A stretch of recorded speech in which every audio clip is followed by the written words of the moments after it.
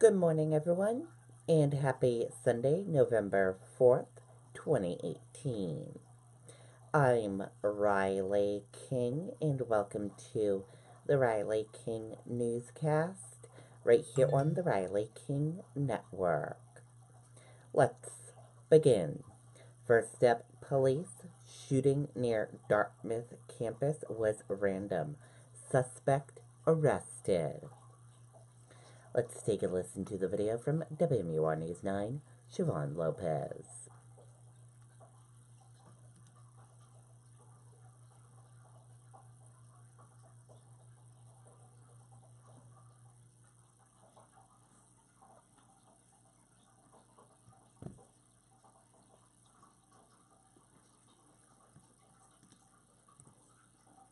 Out the door when it matters most. For more than a decade, he's been right there, everywhere. And when American jobs are on the line, he leads the charge. ABC's World News Tonight with David Muir is America's most watched newscast, and we thank you.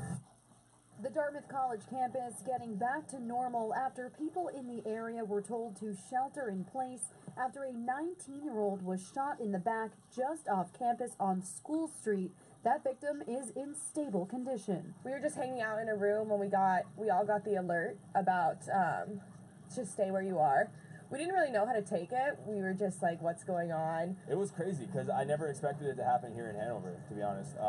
So I honestly, at first, I was like, I don't know really how to react to this kind of situation. 22-year-old Gage Young was arrested in Lebanon last night after police there got a call about shots fired in the area of North Main Street and Fountain Way. Responding officers recognized a car consistent with a possible suspect vehicle wanted in the Hanover shooting. Police say the vehicle fled and eventually crashed. In Lebanon, Young is charged with reckless conduct and falsifying evidence. Hanover police charged him with second-degree assault. From what we can see, nothing that would make it look like this gentleman, the victim, was targeted. Hearing this may have been random is a bit unnerving for students. I had been right in the same spot 2 hours before we both had. Hanover police went back out today in the daylight to double-check areas where there had been other reports of shots fired, but so far they have not found any evidence. I think hearing so much activity and nothing confirmed was just supplied a lot more with panic. Now, Lebanon police have also arrested the man they say was the driver of the vehicle. He is 17-year-old Hector Correa. He's charged with disobeying an officer. It's unclear if Correa will also face charges here in Hanover. That is still under investigation. Young is due in court on Monday. That is the latest live in Hanover tonight. Siobhan Lopez, WMUR News 9. Okay, and there you go on that video and that report.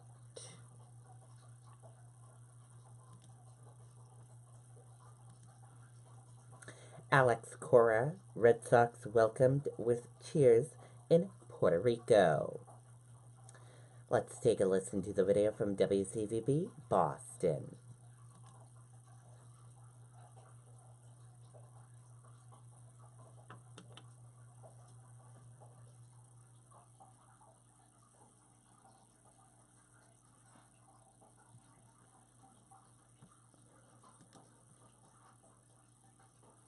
That define our future, where we plan new endeavors and create lifelong memories. You need a partner who knows a home is more than a house to make your dreams a reality. Envision Bank and Mortgage. See the difference. Right around 12:15 p.m., Alex Cora of the Red Sox and the World Series trophy touchdown in San Juan. From there, a police escort took Cora and the Sox to Caguas. And that's where the celebration really started. Alex's hometown gave him a thunderous welcome.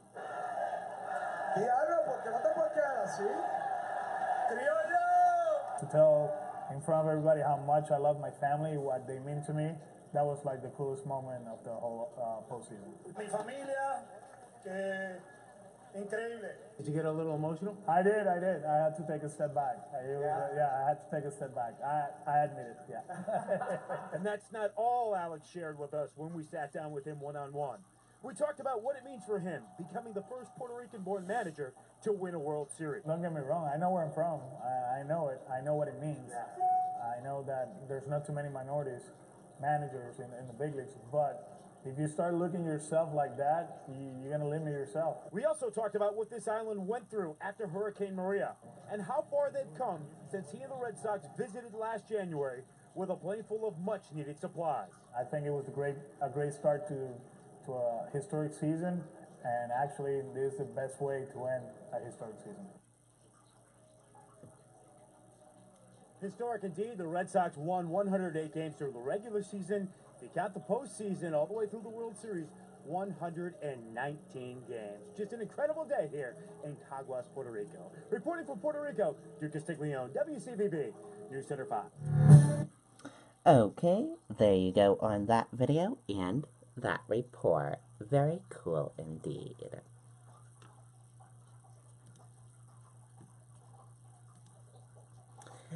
Thousands without power after heavy winds hit Maine.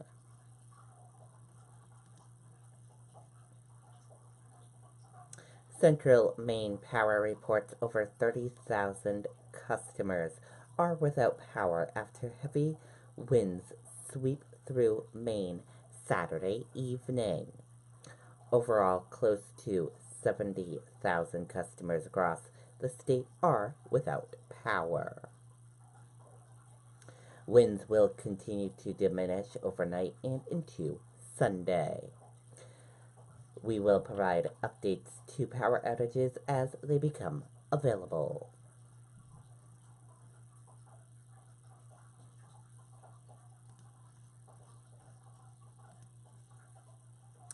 Trump assails illegal immigration and final Florida midterms approach.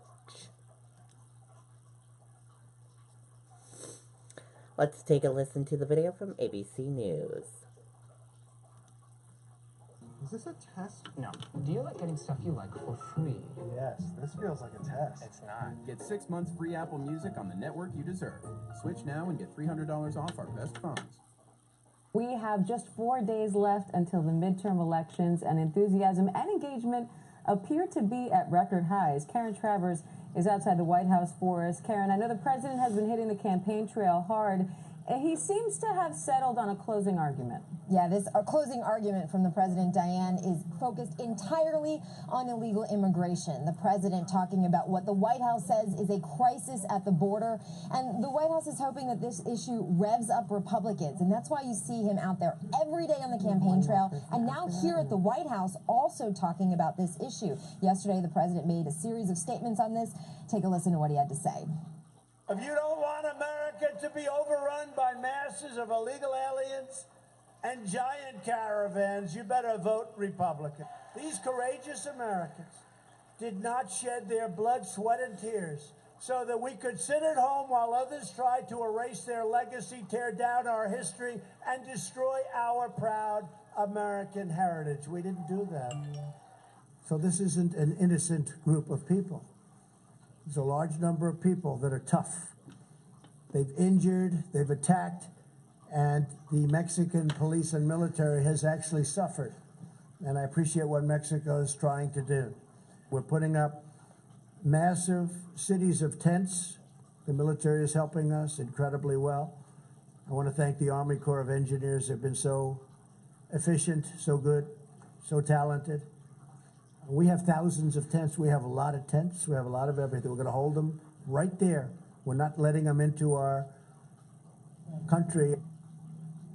And the president making that argument very crystal clear in his view. If Americans don't want this country overrun by what he says are illegal aliens and caravans, you have to get out and vote Republican. Diane, it's also interesting. There's a big jobs report out today, positive numbers, big month of October. The White House was calling it incredible, but that is not the centerpiece of what the president is saying on the campaign trail.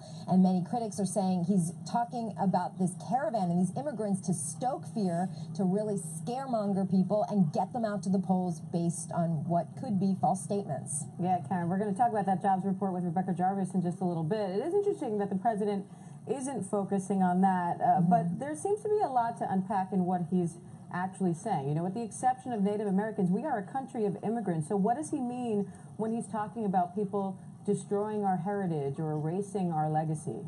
Yeah, that's what people want to know. It's the good question, because the president is talking about this in broad brushstrokes, but clearly trying to rile people up, to make people convinced that there's this invasion coming to the U.S.-Mexico border. That's how he's referred to this, an invasion, and that's needing of a military response. The president first talking about a 5,000 troop deployment, now considering upping that number to about 15,000. And yesterday, Diane, the president was asked if there was any scenario where he could see those troops firing on these migrants. He said that if they throw rocks, then the military would respond. But of course, that's been something that's been disputed about who these people are. It's families, it's moms with children. It's not this aggressive band of people heading straight to the U.S. border. Well, there is something else he said, which is that, you know, people in the caravan have attacked and the Mexican police and military have suffered. Those are the president's words. What's he referring to there?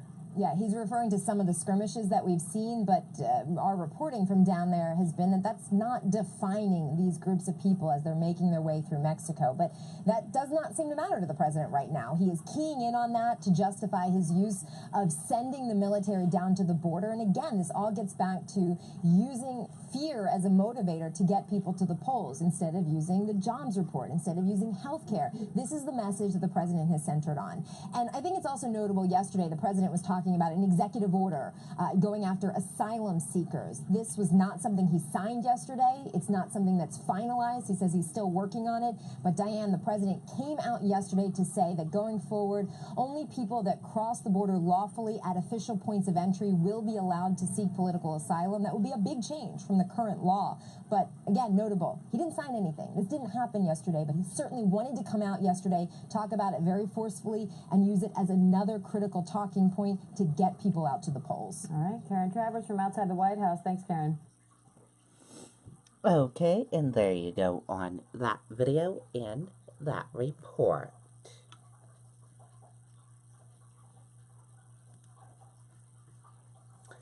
And busy in New York City, what you need to know about the TCS NYC Marathon.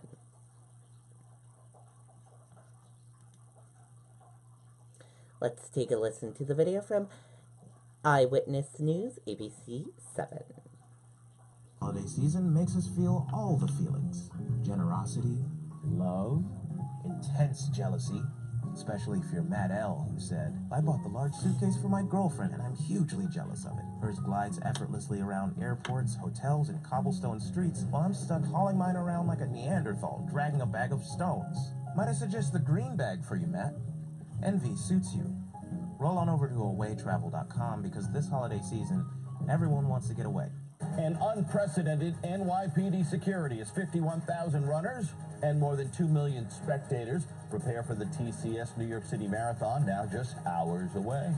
Good evening, everyone. I'm Joe Torres. And I'm Sandra Bookman. One of the things that makes this marathon so special is that it winds its way through all 5 New York City boroughs. The NYPD says it is an enormous undertaking to secure the entire route, and its playbook for keeping the crowd safe includes some lessons picked up from the Boston Marathon and other experiences. The security plan includes rooftop observation teams, sharpshooters, aviation units, heavy weapons teams, and undercover officers mixed in with the crowd. Eyewitness News reporter Stefan Kim has the story from Central Park. Well, Sandra and Joe, if you ask runners and spectators what they're focused on, the answer is never, ever security. And that's a testament to the NYPD.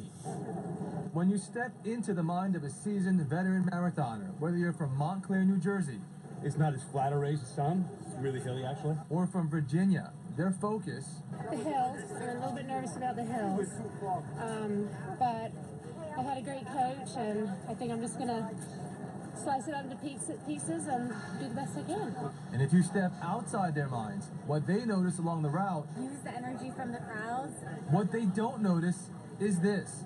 Well-oiled machines pounding the pavement along the marathon route will not notice the NYPD, well, because the NYPD is also a well-oiled machine. We are going to have dozens of our canines working that day, and our bomb squad will be there. With 51,000 runners and 2.5 million spectators along the route, it will be a massive undertaking.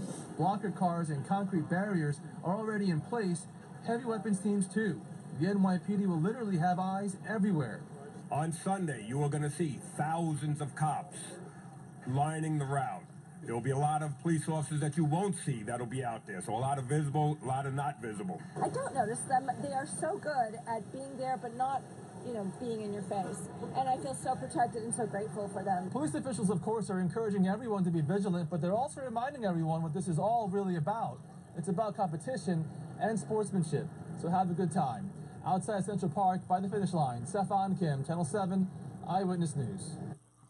Okay, and there you go on that video and that report. And that does it for the Riley King Newscast right here on the Riley King Network. I hope you all have a wonderful Sunday, everyone. I'll see you back here later on today for another newscast. And I'll have 2 news reports coming up in a little bit. Goodbye, everyone.